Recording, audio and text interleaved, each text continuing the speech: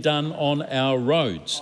And Mr. Speaker, over the last couple of weeks, some of the local Coromandel people have been severely inconvenienced, but for a good cause. So on the Thames Coast Road, just north of a beautiful little township called Tapu, Simon Court knows the pub there well, that there has been a bridge called the Boundary Creek Bridge. Now that meant a new bridge needed to be put in. So NZTA, the good folk at NZTA and their contractors had to close the Thames Coast Road for nearly 2 weeks. Now, what that meant was a degree of inconvenience for the local people because it's quite a long detour around the other side of the peninsula for those folk. But we know in the Coromandel that that was important infrastructural work to be done ahead of the summer break. And then this very day, Mr. Speaker, on the other side of the peninsula, on what is referred to as State Highway 25A, Kopu Hikuai, that road is currently closed also during daylight hours from 8 a.m. in the morning till 5 p.m. For remedial work to be done on that piece of road as well. So, notwithstanding the inconvenience to local road users, Mr. Speaker, we know that that important work needs to be done ahead of the massive influx of visitors that we will be receiving in the coming weeks and months as we delight at the prospect of a glorious summer of sand, surf and sunshine in the Coromandel. But, Mr. Speaker, another piece of important infrastructure has been returned to the Coromandel, and that is a piece of infrastructure that involves a ferry service from downtown Auckland into Coromandel Harbour. Now, we've been without a ferry service to the Coromandel for a number of years. So to have this service back available, which enables people to go from the ferry terminal, the ferry buildings in downtown Auckland direct into Coromandel Harbour at Hannaford Wharf, is a great delight, and it's been very much welcomed by local Coromandel people, because it's not just the good folk of Coromandel Town who benefit from a ferry service like that, but indeed the whole peninsula. And so, Mr. Speaker, they have an opportunity to come and visit all the delights of the Coromandel Peninsula. And so let's just talk about what some of those are. Well, Mr. Speaker, let's start with Coromandel. It's a place where nature has gone all out on beauty. And we all know that because when New Zealanders think of the Coromandel, they have positive thoughts about not only the quality of parliamentary representation, but they have quality thoughts about the region, the area, the beautiful bush, the white beaches, the sand, and all that goes with a holiday in that beautiful part of the world. Think of Cathedral Cove, where work has been done by the Department of Conservation and others to ensure that that track, which had been closed for a long time since the Cyclone Gabriel impacts, is now open again. And that's another very favourite tourist spot for so many, not only local domestic tourists, but for international visitors as well. And then close by is the famous and wonderful Hot Water Beach, where people can literally go and dig a hole in the sand at low tide and sit in their own spa pool. And people do it, Mr. Speaker. I've not visited there at 2 a.m. in the morning, but I'm told, Mr. Speaker, that if it's low tide over summer at 2 o'clock in the morning, there are people sitting in beautifully dug sand jacuzzis in the beautiful Coromandel. And then, Mr. Speaker, think about the forest walks, the waterfalls, the beautiful bush setting, the magnificent kauri trees that are there for us all to enjoy. But also wonderful creative folk in the peninsula and around the area as well. Mr. Speaker, it would be remiss of me not to mention, of course, the southern part of the electorate, Katikati, Mokoroa, a horticultural hub, murals, beautiful artistic areas and lovely cultural events as well. And so, Mr. Speaker, because this is a split call with my colleague Suze Redmayne, I'm going to conclude by inviting not only parliamentary colleagues to come to the beautiful Coromandel this summer, but all New Zealanders. Do come and pay us a visit. You'll be welcomed with open arms, and we will be delighted to have you spending time, but more importantly, money in the beautiful Coromandel. Mr. Speaker. Suze Redmayne. I'd like to share my fantastic morning Dr. Shane Reti and I, our fantastic Minister for Universities and Science, Innovation and Technology, we went to Palmerston North today to the opening of Ngā Huia, Massey University's newest addition to the vet school. Te Wharo Ora, it's called. We got a wonderful welcome from Rangatani and also an outstanding waiata, a series of waiata from the students at Manakura School. It was a great start to the day. Ngā Huia is the third and final major development in Massey University's 10-year plan to upgrade their vet science buildings. They've come a long way since 1963, Mr. Speaker, when the inaugural class of 32 students began their studies in an old building and World War II Army mess huts. The vet school is the only one in New Zealand. It's earned respect and high accreditation internationally. It was ranked first in Australasia, and in fact first in the Southern Hemisphere recently in the World University Subject Rankings. And it's ranked among the top 20 in the world. It was absolutely brilliant to tour the first class facilities today with Vice-Chancellor Jan Thomas and Professor John Huxley. All of the 120 students a year in the group will reap the benefits of these new facilities. Simply outstanding. Laboratories, specialist equipment, it's glass, stainless steel, shiny and new machinery, even an array of life-size animal simulators to test and train our future vets. Of course, as well as celebrating the magnificent building, I want to acknowledge the skills and commitment of the staff and students. They're the heart and soul of the vet school, and the contribution they make to New Zealand, and especially to our rural and provincial economy. They're a part of the engine room of New Zealand, and they deserve to be celebrated. Just before we left, it was brilliant to see the fifth-year students having just sat their last exam. I wish them all well in their future endeavours. Mr. Speaker, I also want to take this opportunity to talk about the devastating fire which broke out in Tongariro National Park last Saturday. It has wreaked havoc across 2,800 hectares of this really important part of our country. It was a privilege to spend some time up at the Central Plateau Emergency Management Centre on Sunday, along with my colleagues, Ministers Mark Mitchell, Tama Potaka, and our Member of Parliament for Whanganui, Carl Bates. The centre was the hub of the multi-agency and community response, being led by Fire and Emergency New Zealand to fight the fires. Together with the National Emergency Management Agency, DOC, the Ruapehu District Council, New Zealand Police, iwi from across the region and local volunteers, they worked incredibly hard to protect our people and our park. 35 fire crews were operating at the peak, 15 helicopters, 5 fixed-wing aircraft. They evacuated 120 people, tourists and locals alike, from the mountain. I was fortunate to have an opportunity to fly over the area with Minister Potaka, which put into perspective the mammoth task. We were watching helicopters filling up their monsoon buckets by dropping into creeks in the bottom of a ravine and then dumping it onto the flames. You could kind of compare it to running from your kitchen out to the garden with a teacup of water at a time, trying to put out a bonfire. But these magnificent humans did it. With the help of a timely downpour of rain, they managed to first contain it and then put it out.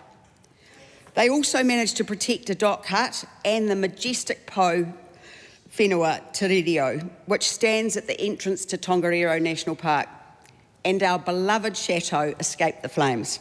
Oh, good. It took a village and the rain to put it out, and it will take a village to restore our park to her former glory. Of course, as well as the devastating impact on the physical landscape, there's also a significant economic impact to consider as well. Our tourism and transport operators, hotel and motel owners, restaurateurs, cafe owners who rely on visitors coming to walk the popular Tongariro Alpine Crossing, the Mangatapopo track, and also the Tongariro Northern Circuit. They're going to be hurting right now too. Control of the park has now been handed back to DOC, and I know Minister Potaka is relentlessly focused on restoring the flora, fauna, biodiversity and economic prosperity of our most famous national park in the mighty Rangitikei. Time has expired. 5-minute call, Honourable Carmel Cipollone. Mr Speaker, I stand here today proudly as the Member of Parliament for the Kelston electorate, as well as that, a former elected Board of Trustees member for Kelston Boys High School, the parent of a son who has already gone through Kelston Boys, and the parent of a son who will start his secondary schooling there next year. Mr Speaker, this school has an outstanding record of achievement. In front of me right now, I have the list of alumni, many of them sports people, rugby league, basketball, soccer, wrestling, many of them with academic backgrounds, Mr Speaker, many from the business community, from the arts community, even a few politicians, including my colleague across the House, the Honourable Chris Pink. Mr Speaker, we have seen how fiercely protective the Kelston community is, how loyal they are, and how incredibly resilient they are, especially in recent weeks when it was made public that there has been an attempted charter school takeover. The outrage that the community have felt, Mr Speaker, has been evident across social media and in the media. The idea that a trust who does not have the qualifications or credibility to take over a state school and turn it into a charter school, Mr Speaker, is very evident when you just go through the Kelston community or look at any of the social media pages or the media that has been put around it.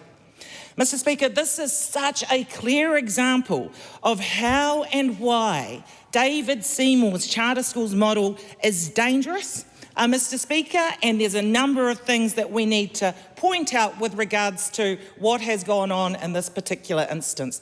This school has been put under relentless pressure for at least a year. This school has had incorrect information put out there publicly about them, including information about their academic achievement and their role, Mr Speaker. They have relentless pressure put on the school in the form of a trust who is attempting to get people elected onto the Board of Trustees so they could effectively take over a state school and turn it into a charter school. That trust was demanding the contact details of the parents of the children at that school so that they could lobby the parents to try and get elected onto the Board of Trustees, Mr Speaker. Mr Speaker, this is a state school that has been targeted by, as I said, a trust that lacks credibility and qualification. But Mr Speaker, this has been allowed to happen because of the David Seymour charter school model, where they have effectively set a target for 15 state school conversions to charter schools under their watch. Now, we can imagine that this is not the only school that is going to experience similar pressure, and it's important that we look at this example so that we can anticipate what could happen across the country, Mr Speaker. Mr Speaker, alongside the pressure that they have had put on them by the charter schools model set up by that government, they've also had to endure the very messy David Seymour-led Lunches in School program. Alongside hundreds of other schools, they are also enduring a failed curriculum and qualification change process where they have barely been consulted. Alongside this and alongside hundreds of other schools, they have been forced to take strike action because of the fact that this government does not want to meet what are fair pay and working conditions, Mr Speaker. Mr Speaker, I cannot understand why Chris Luxon and Erica Stanford have allowed David Seymour to have so much power in the education portfolio. A man who leads a party who got, 8% at the last election, is making decisions on behalf of our children, and he is simply not qualified or equipped to be making any of those decisions. It extends beyond even what the secondary schools are experiencing, Mr Speaker. It goes to the changes that he has been making in early childhood education. Point of order. Thank you, Mr Speaker. Simon Court. Thank you. I didn't want to interrupt the member, but your direction at the start of the debate was very clear, to stick to local issues and not to stray from them. And if the member had been listening, there was often reference to Kelston Boys High. I've written down how many references actually, so there was sufficient reference locally. Anyone watching would know where Kelston was. It's a test. Carry on. Mr Speaker, this Kelston community is hell-bent on ensuring that this charter school conversion does not go ahead. And believe you me, you do not want to test the Kelston community. Let me just add, Mr Speaker, that it's not just the community, it is the teachers, it is the Board of Trustees, it is the students that are coming out strongly, and this should simply not go ahead. The Honourable Phil Twyford. Thank you, Mr Speaker. Kiwis expect a decent public health system, and Westies are no different. That's right. In West Auckland, we love our hospital on Lincoln Road. We do. The staff are great, they do their best, but it makes Westies so mad that our hospital is so badly underfunded and understaffed.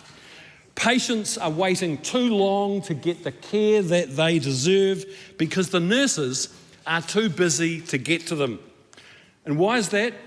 Because this national-led coalition government is underfunding and understaffing the public health system. The numbers don't lie.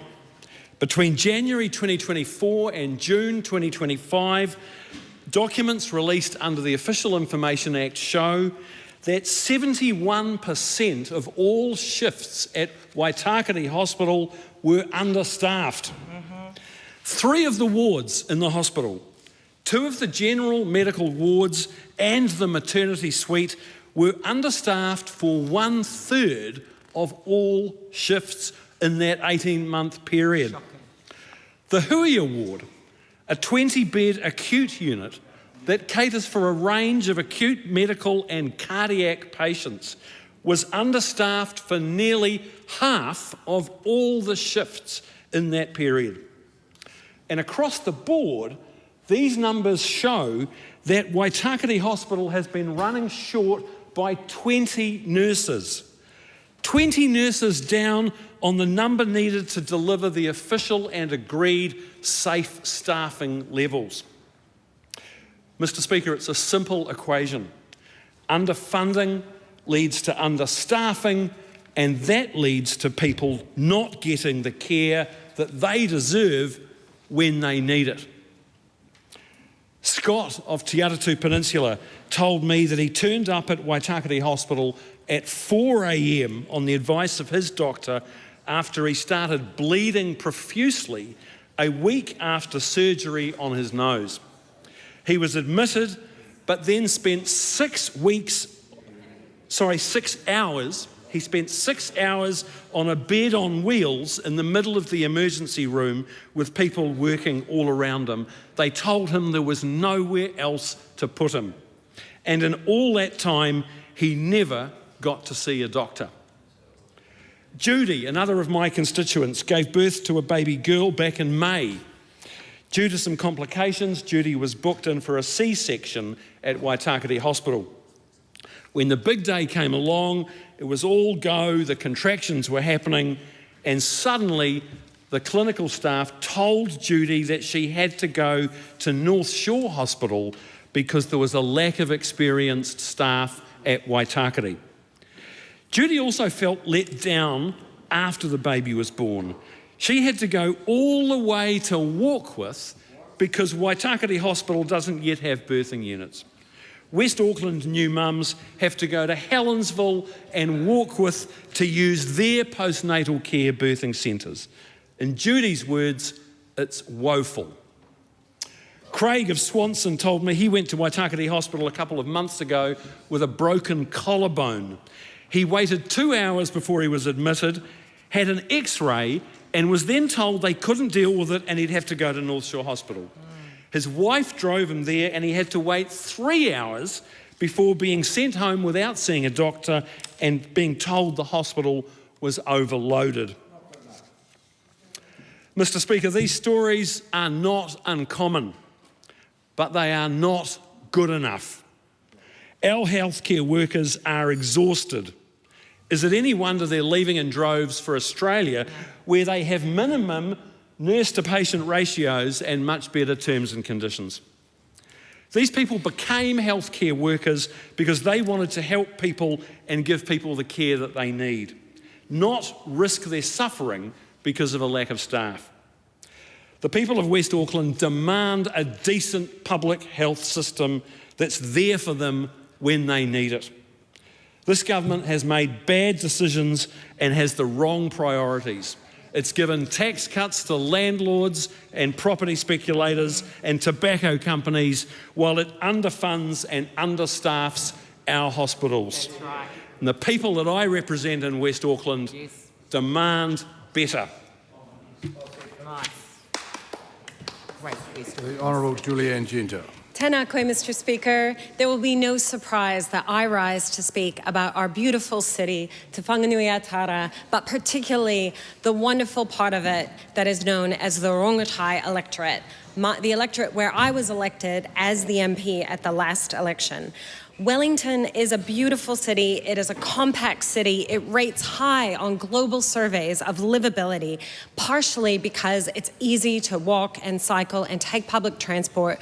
That's why it has one of the lowest car ownership rates in the entire country. And that means Wellingtonians can have a better quality of life because they aren't sitting in traffic as long and they aren't spending as much money, thousands of dollars a year, on owning a car. Now, 30% of the city is covered in greenery, and we're surrounded by our absolutely phenomenally gorgeous coast. Rongotai means sound of the sea or feel of the tide, and, you know, like so many others, I absolutely love and feel a deep connection to our moana here. Now, the most bizarre thing to me is that we have recently learned what the anticipated cost of the government's priority transport projects here in Wellington, which is right between our green electorate of Wellington Central and the green electorate of Rongotai. The Mount Vic Tunnel projects are now estimated to cost $3.8 billion. Now, that's $3,800 million. This is an eye-wateringly high amount of money for projects which will do nothing to actually make it easier for people to get around the city. And the Greens would like to see a much more constructive approach that actually takes into account the needs of the local people. This is clearly only a priority for this government because government ministers and backbench MPs get picked up by their Crown limos and their taxis at the airport and get driven to Parliament. And they mistakenly believe that somehow adding less than 2 extra car lanes, less than 2 kilometers of 1 extra car lane in each direction with 7 stoplights in between at a cost of $3.8 billion is going to save time for anyone. It's outrageous. And just to help people get their head around the numbers, I have brought some visual aids. Okay, so this goes back to the year 2000, and it shows some of the cost per kilometer of different motorway projects, and a lot of them are projects that we would think of as being extremely expensive. Don't worry, I'll send this to members opposite. But one thing you can see that really stands out in this graph is the Waterview Tunnel. And the Waterview Tunnel was significantly more expensive per kilometer because it is a tunnel in an urban area. But let's look at what's happened with the 2025 investment cases for the new roads of national significance. Because of all the projects that have been announced, the Wellington ones are the most expensive per kilometre by far more expensive than Petone to Granada, the Hope Bypass, Mill Road even, Warkworth to Wellsford. These are all extremely expensive projects, but if we compare it on a per kilometre basis, then you see how much more expensive it is. And now I really have to go back and show you the whole thing in context, because this is the cost per kilometre of motorways. This is even the Waterview Tunnel, which is 3 lanes in each direction. And then over here is the Wellington Roads of National Significance. I mean, it's incredibly expensive. And members opposite can sit there and make their jibes and their pathetic little calls out to me to try and get me upset, but it's embarrassing for them. Embarrassing for them, because they're the ones who are telling New Zealanders they can't afford healthcare services, we can't afford hospitals, we have to sell public assets, that somehow it's unaffordable to pay nurses, teachers, firefighters what they deserve, to get firefighters the appliances that they need to fight fires, but they can afford to spend $3.8 billion on less than 2 kilometres of one-car lane in each direction in the centre of Wellington, the place where people clearly want other options. And we know that because government parties got less than 26% of the vote combined. There is no mandate for this project in Wellington. The Greens alone got 50% more votes, party votes, than the National Party. Honourable David Seymour. Thank you very much, Madam Speaker. I am pleased to speak tonight in this debate on local issues on behalf of the people that I represent and those like them from Point Chevalier to the Tamaki River, those residents of the Auckland Isthmus who have an interest in Plan Change 120 being imposed by Auckland Council today. And I want to start by saying that it comes from a good place. For too long, the promise of New Zealand has not been kept to younger people. There are too many people who ask the question, why should I support a property-owning democracy when I see no pathway to property ownership myself? And the problem is that we have made it too hard to build a home in one of the most sparsely populated and beautiful countries on earth. That much is true. But the solution, which is a hangover from the previous government, that increasing the zoned capacity in and of itself is only part of the solution.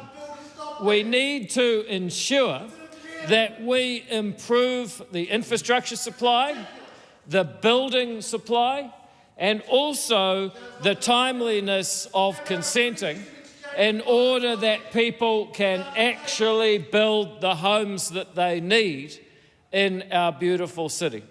Simply zoning more property to go up higher and faster is not in itself going to make housing available to the next generation. And that's why I support the government's policy of asking Auckland Council to provide 2 million more dwellings. But I equally ask our government to listen to people, particularly in Auckland and particularly in the Isthmus. How can they consider the possibility, just the chance, that maybe that 2 million number is too high? That is what people are starting to ask themselves in the area of Auckland that I represent. And it may be that people who go down to the waterfront in Judges Bay or Hobson Bay or out in the inner west and they see the sign saying don't swim today because there is sewage on the beach. It may be that people who are worried about the heritage of their communities, or it may be that people who saw the sinkhole when a 100-year-old brick sewer collapsed due to intensification have a point when they say that we're not going to solve the challenge of making housing abundant by simply zoning overstressed areas to intensify beyond what the market will demand anyway. It may be that Auckland Council needs to think carefully about development in the northwest, about greenfields, about opening up land and planning infrastructure in areas where there is market demand for the type of housing available, rather than zoning more of the housing that people don't want. And I'll give you a perfect example. Near where I live on Manukau Road, you've got the best bus service in the country, you've got Cornwall Park, you've got Newmarket, you've got the best schools, not in the country, in the world, actually. It's a great place to live. But can a developer take a section that's developed to go to 4 stories and build 28 apartments on it? No, commercially that failed. And you can see commercial failures all up and down Manukau Road despite the intense zoning. What that tells you is that the market demand is not in place for what Auckland Council is trying to impose through Plan Change 120. What that tells you is that people who are giving their feedback to Plan Change 120 have a point, that the plan needs to be changed to spread out, and that perhaps our government will be listening to those people and saying that 2 million notional units in Auckland is asking too much and too soon from a city that wants sensible planning and coordination of infrastructure and development, so the next generation can have a shot at a ladder of opportunity to their own place in a property-owning democracy, but done much smarter than is being done now. And it might be as simple as saying that we want perhaps 2/3 of 2 million homes under law. If we were to make a law like that, I think people that I represent would be much, much happier. Thank you, Madam Speaker. Andy Foster. Madam Speaker, thank you. As a List MP, my constituency I see as being from Cape Reinga to somewhere south of Stewart Island, and I get the privilege of meeting it's very local, but meeting lots of wonderful people all over our beautiful country, and often it's wonderful to be able to help out some of those at a community or organisational level. Jamie Arbuckle here and I both visited the Upper Selwyn Huts just south of Christchurch last June. It's located next to the Selwyn River, just south of Christchurch, a short distance from Lake Ellesmere. It's a beautiful settlement of just under 100 houses, a place and a community to fall in love with, a place where everybody knows and supports each other, the way I imagine New Zealand used to be.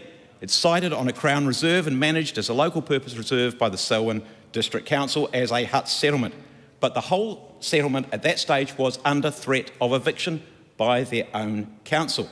Now, that settlement first began as a fishing village established by the people of Christchurch for fishing. The first fishing box there was in 1888, and it became a reserve in 1895 dedicated for fishing huts. It became a popular holiday spot, built tennis courts and lots of infrastructure, and people started over time to live there, albeit for short periods. What was drawing them there is that the fishing was so good that in March 1927, the future King George VI and Queen Elizabeth fished to cast a line, and the Christchurch Star reported then His Royal Highness arrived at the Selwyn Huts at 1:30 p.m, remained there fishing until 6 p.m. So he obviously spent a lot of time there, and it's understood that though he did not meet with any degree of fortune, I understand that as a failed fisherman, he thoroughly enjoyed the outing.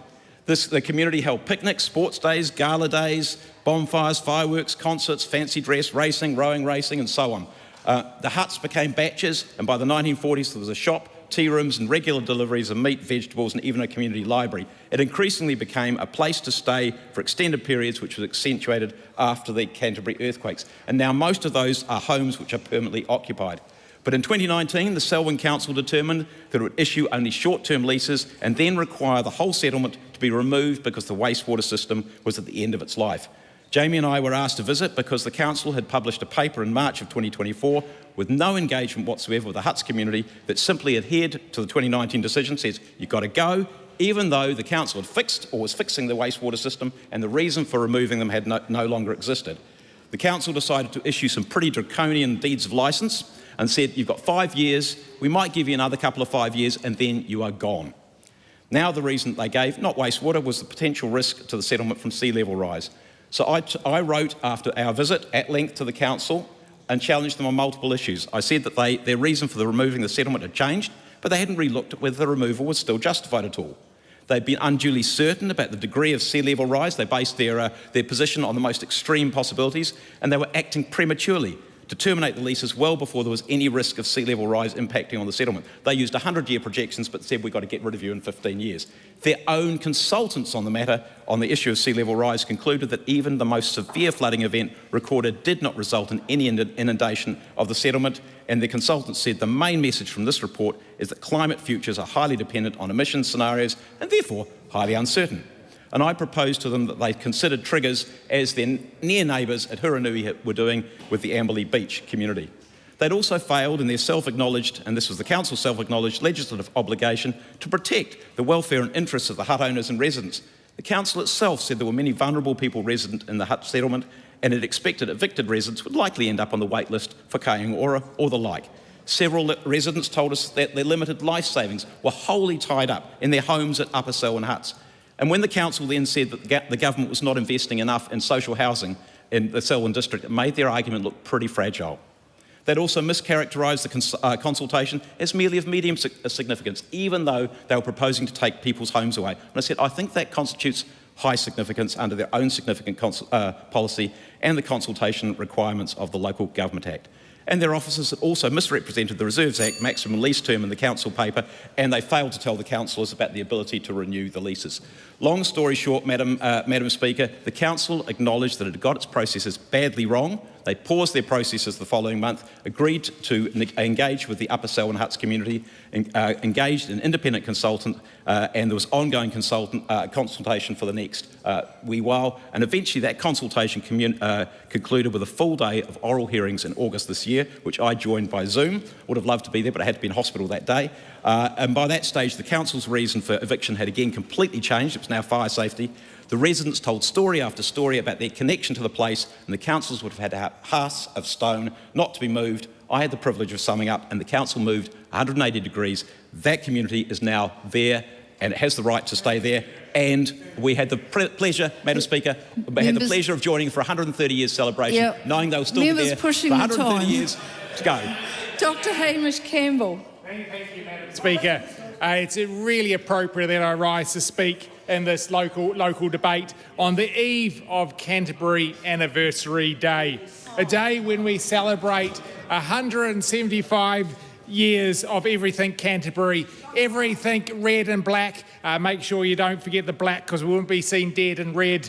But Madam Speaker, a lot of us will be celebrating tomorrow at the Christchurch AMP show. Well, actually, it's the Royal New Zealand AMP show, and it's going to be great. There's been many great things have come out of Canterbury and Christchurch over the last 175 years, including myself. But Madam Speaker, I ask a question as I stand here. What do London, San Francisco and Christchurch all have in common?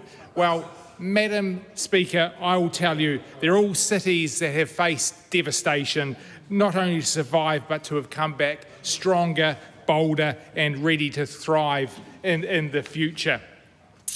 Christchurch, of course, has answered what sort of place do we want to become by saying that we want to be a place with vision and with courage. We have redefined ourselves as a city where traditional meets transformational.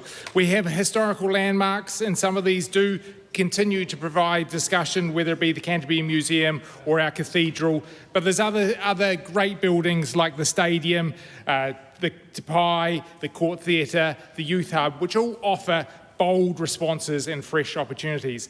Tourism is thriving in Christchurch. Christchurch Airport is preparing for its busiest ever summer season, with international capacity climbing 15% above last year and surpassing pre-COVID levels. I do want to acknowledge our outstanding Minister of Tourism for her tireless work to enhance tourism across the country. And just this morning, she welcomed official statistics showing continued growth in overseas visitor numbers.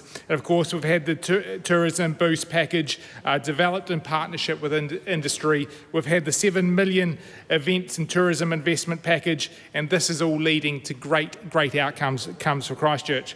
But it's not just tourists that are choosing Christchurch City. Our city now has the highest rate of domestic migration in the country, a clear sign that New Zealanders are choosing to work, to study and to live in Christchurch. And this influx of talent and energy is strengthening our workforce and fuelling innovation. Of course, Christchurch is also the city of choice for students. Enrolment at the University of Canterbury, which sits right in the middle of my electorate of Ireland, has surged to about 25,000 students this year, an all-time high for the third year running, and 12% increase on 2024. And of course, further growth is expected next year. And a quick shout out to the students, Madam Speaker. They're starting their summer break, having finished their exams. Ireland will be a little bit quieter without them, I won't deny, but we are looking forward to having them back next year. Also want to acknowledge one of those students, Lachlan Roundtree, who has helped in my Ireland office very capably, and I wish him well for his future endeavours. And Madam Speaker, it's not just our university students that we're sending off. We also sent Kevin the giraffe from Arana Park up to the Hamilton Zoo. I understand transporting a giraffe is no small feat. There's a lot Ryan of Hamilton will be very happy. Yep. And unfortunately, it's not going to be to a breeding program. All the giraffes in the Hamilton Zoo are males, but maybe future breeding programs will benefit. Not many electorates can claim to have an international airport, a world-leading university and giraffes and other wildlife, but I digress. Christchurch is leading the way. A recent Business Canterbury report shows that 64% of businesses expect the economy to strengthen over the next year. The majority of businesses plan to hire more staff. The majority of businesses intend to invest in plant or equipment, and 79% are confident in their ability to manage disruption. Innovation is another major driving force in Christchurch, and I want to acknowledge the opinion piece in the press yesterday by Nathan Beaumont talking about Christchurch, and he said across the region businesses are doing extraordinary things. They're the engine of the South Island, creating jobs, developing world-leading technology and strengthening New Zealand's reputation overseas. Of course, the university has long been a source of world-class ideas, and now our Minister of Science and Innovation has just unleashed a new intellectual property policy which will empower researchers to even take that even further. So, Madam Chair, Christchurch's place to be. Looking forward to a great show. Helen White. Thank you. I want to give a very different kind of advocacy today from the electorate of Mount Albert with regard to the plans to build more houses from the one that was given by the Honourable David Seymour. And I want to do it first by talking about why we need those houses, why they need to be where actually they are planned to be. And the first reason that I want to give is one where I'd actually refer people to a book that's called Abundance by Ezra Klein, which makes a really compelling case for the link between not having enough affordable housing in a city and issues like homelessness.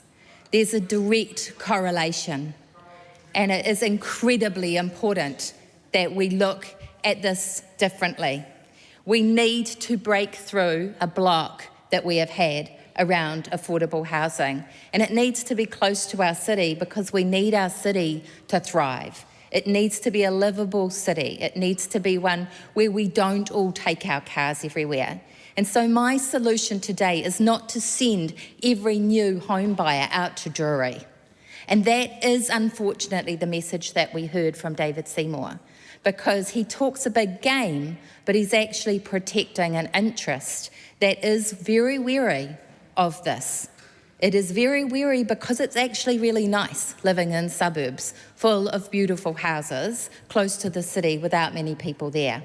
And I'm lucky enough to be one of those people. I'm in one of those communities. But what we miss out on, even from our point of view, is our kids moving into those areas. Our kids don't, because they can't afford to. And I have a daughter and I have two daughters and a son. One daughter will go and live in Nelson because that's affordable if you're going to be a teacher.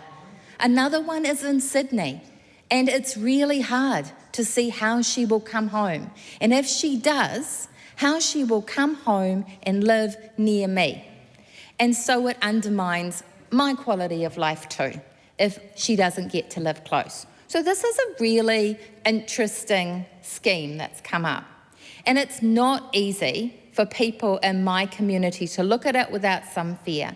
And there's good reasons to have some fears and to participate in the submission process that's coming up to make sure that we get it right. Because while it has been a long time, it is now a bit of a rush, and the risk of that is that we actually don't get it right. We don't engage in the process. We rush the plans. We make mistakes. And this is an area that has been subject to issues like stormwater issues. There was a big issue in the floods. So it's important that the building's quality, that we engage our creative powers, that the people in those suburbs really get stuck in and improve those plans. But it is also important we don't chuck out the baby with the bathwater, because this is a powerful step in creating an inclusive community if we get it right.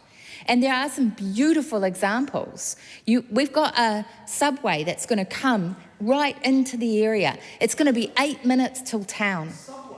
It's going to be amazing to have a fast train that is 8 minutes to town, and it's going to make a big difference to how that suburb thrives.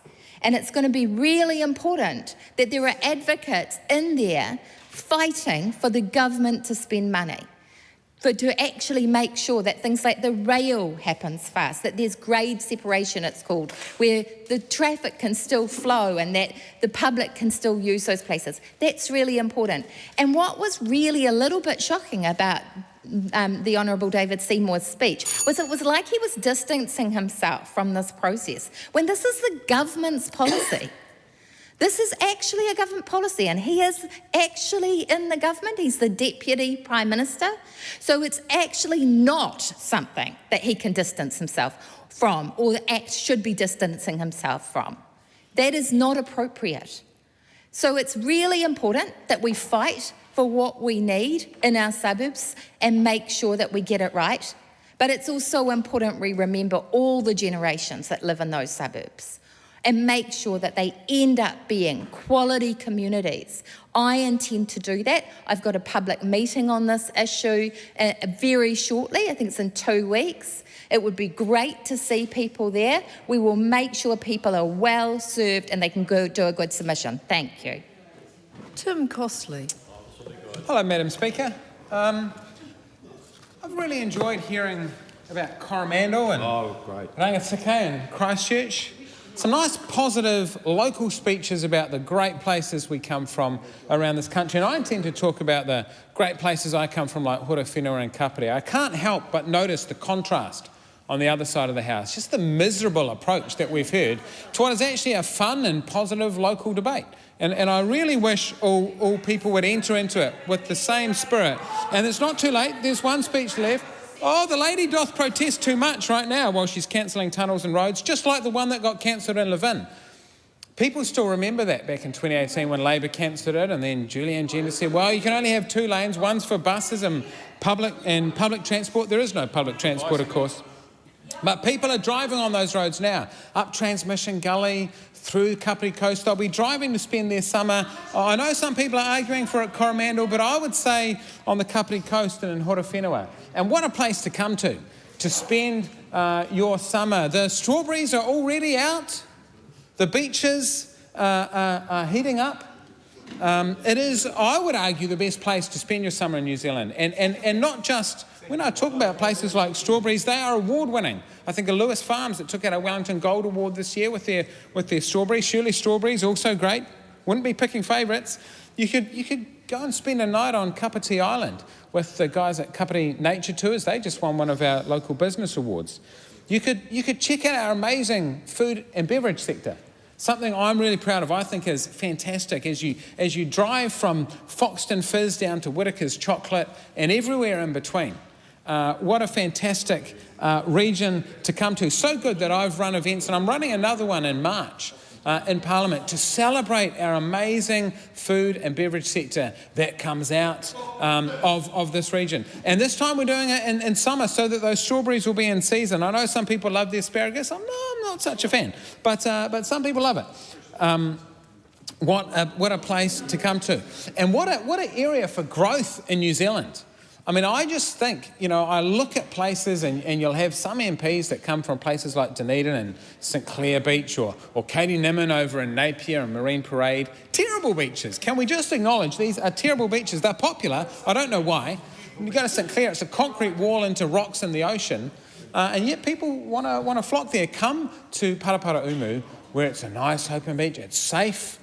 It's safe. You could go to Raumati. Every now and then there's a few people in the region we're not so keen on, but it's a great place to come. Check out the new Surf Life Club at Waisariri. I was referring to Chris Hipkins. Check out the new Surf Life Club at or Paikakariki just to open it. And Matt and Karen have done an absolutely stunning job fundraising and running that project. And Homestead Construction from Levin, who have built it, it is something we should be proud of. It's exactly the kind of thing we need. And there are some big ideas for growth. I've heard ideas of a gondola on the hills overlooking the sea, a marina, big things. And why shouldn't we have them in our region in Kapiti?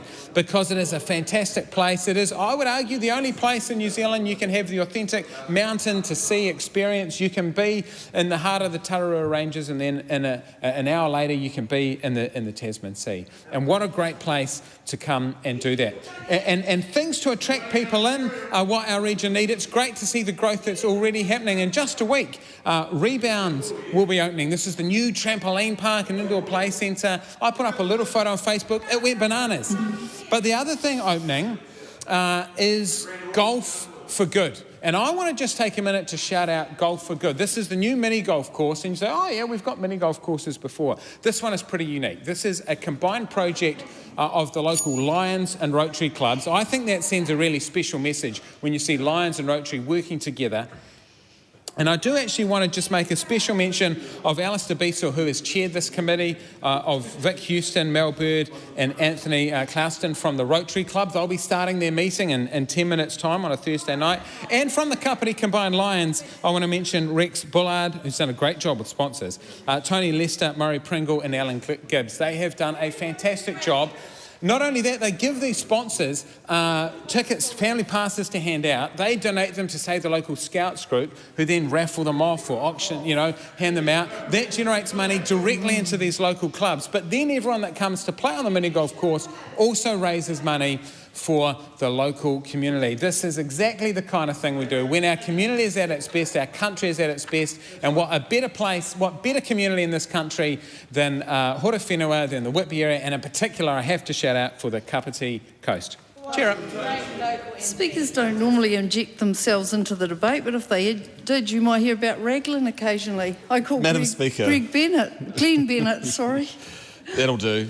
Madam Speaker, being accused of being negative on this side of the House, it's not by choice or for fun. It's the reality that we have to speak up in these local debates about local issues that are important. And it's not this Pollyanna, just life is wonderful and everything's fine as we tiptoe and we're told to cheer up.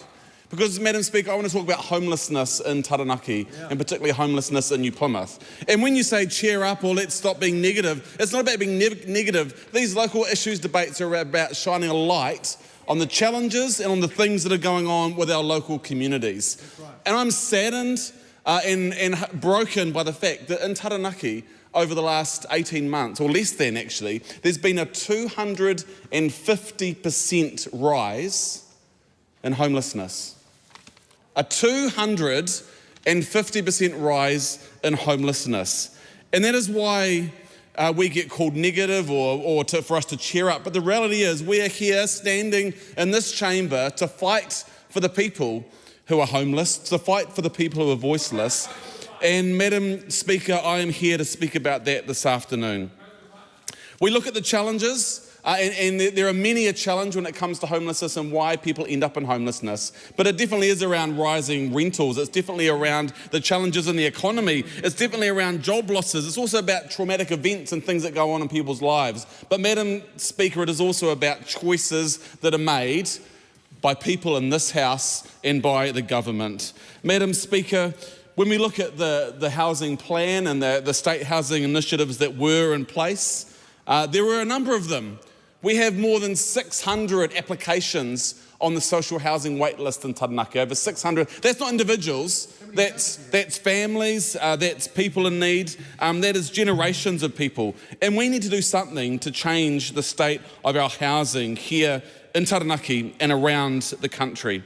And I look at the initiatives that were in place and were underway. I look at the 44 units that were built between 2020 and 2023 in central New Plymouth. We often get told about the fact we don't have the right site because it's 1 and 2 bedrooms we need. Well, they were all 1 and 2 bedroom units, Madam Speaker. We also look at things like the purchase of property to build over 100 Kāinga Ora houses in central New Plymouth as well. That was paused. That's just sitting there with nothing else going on. There was more than 100 other houses up in West New Plymouth and some of our, in West Town, in Glen Park Ave, over in Vogeltown. And again, those projects have been paused and just sitting there, Madam Speaker, while people sit on the housing wait list, while people sleep in cars, sleep in doorways, sleep in the park, sleep down by the beach, in places where it's actually not acceptable, because everyone should be able to get a decent night's sleep in a safe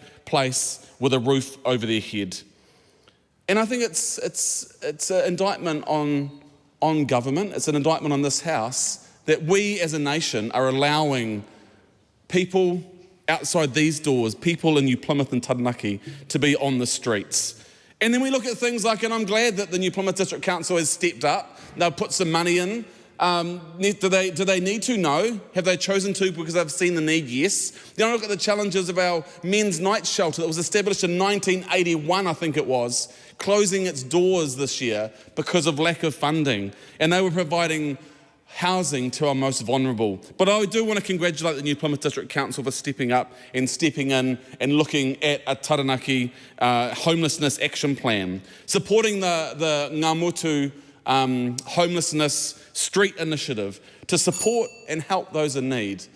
And Madam Speaker, I need to finish by thanking those who are stepping up and stepping in where government is failing. I think of the Roderick Hope Trust and what they do around housing people. I think of our iwi providers, I think of church groups, I think of the YMCA who are stepping into the spaces that we have failed, that we as government have failed. Because as I said at the start, there's been a 250% rise in homelessness in Taranaki, and that is an outrage, and that is on us, and we must do something about it. And yeah, laugh as you want, you know, sort of think that we're just being negative, but we're here to stand up for people in need. We're here to stand up for people and say that everyone deserves a dry, warm, safe place to call home that they can share their lives, their loves, and their futures with. The time for this debate has expired. Just before we adjourn the House, I would just like to make mention of Roland, whose mother passed away this week. So we're all thinking of Roland today, and I'd also like to thank Kelly and everyone in the team that has pulled together and helped us do our job as well as we've been able to do. So thank you. The House stands adjourned until 2 p.m. on Tuesday, 18th of November 2025.